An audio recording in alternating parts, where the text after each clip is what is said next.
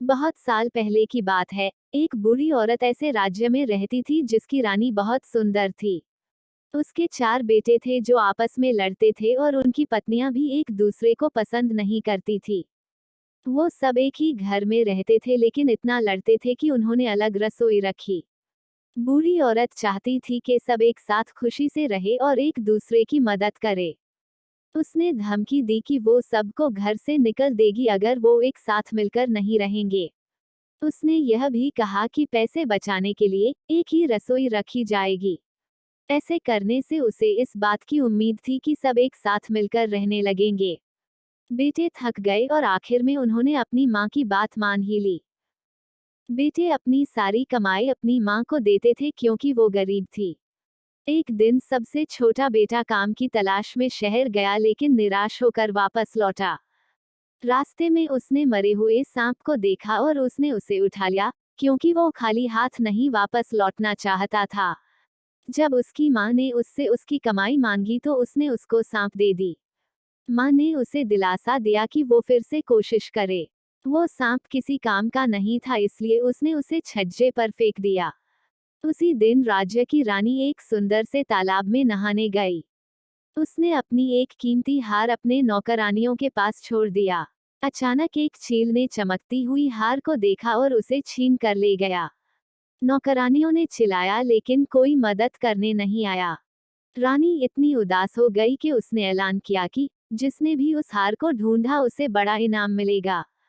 उड़ते हुए चील ने बुढ़िया के छज्जे पर सांप देखा और उसे समझ में आया कि सांप को तो खाया जा सकता है, लेकिन वो हार किसी काम का नहीं है। उसने हार को छोड़ दिया और सांप को ले गया।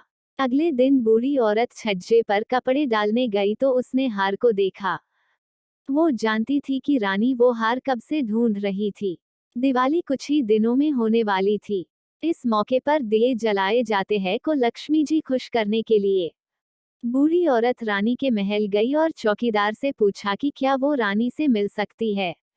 रानी ने हार को देखा तो वो बहुत खुश हो गई और उसने वादा किया कि वो बूढ़ी औरत को बड़ी रकम देगी।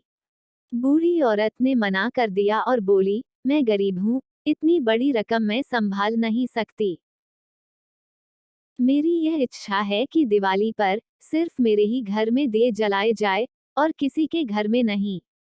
रानी थोड़ा हैरान हुई लेकिन वो इतनी खुश थी कि उसने आदेश दिया कि सिर्फ बूढ़ी औरत के ही घर में दिए जलेंगे।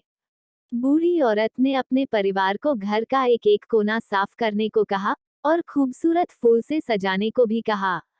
सबने साथ में मिलकर काम किया और बूढ़ी औरत ने पूरे घर में दिए जलाए। 12 बजे लक्ष्मी जी आई और चारों तरफ अंधेरा देखकर निराश हो गई। लेकिन उन्होंने बूढ़ी औरत के घर में जलते हुए दिए देखे। क्योंकि उन्हें दिए पसंद थे उन्होंने बूढ़ी औरत के दरवाजे पर दस्तक दी।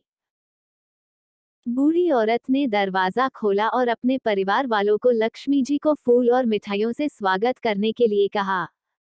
लक्ष्मी जी खुश हो गई और उन्होंने पूरे परिवार से कुछ बदले में मांगने के लिए कहा, क्योंकि वो उनके भक्ति से प्रसन्न थी। बूढ़ी औरत ने कहा, हम चाहते हैं कि आप हमारे घर में हमेशा के लिए रहे ताकि हम सदा खुशी से रह सके। लक्ष्मी जी सोचकर बोली, मैं रहने को तैयार हूँ, लेकिन आप सबको एक साथ मिलकर रहना होगा, लड़ना नहीं है। अगर किसी ने भी मेरी बात नहीं मानी, तो मैं यह घर छोड़कर चली जाऊंगी। सब इस बात से बहुत खुश थे कि लक्ष्मी जी संतुष्ट थी। वो सब उनकी बात मान गए और उसी दिन से पूरा परिवार मिलजुल कर साथ में रहने लगा और एक दूसरे की इज्जत करने लगे। बूढ़ी औरत इस बात से संतुष्ट थी कि उसकी इच्छा पूरी हो गई। इसी तरह से लक्ष्मी जी आने वाले पीढ़ियों के लिए भी उनके घर पर पधारी।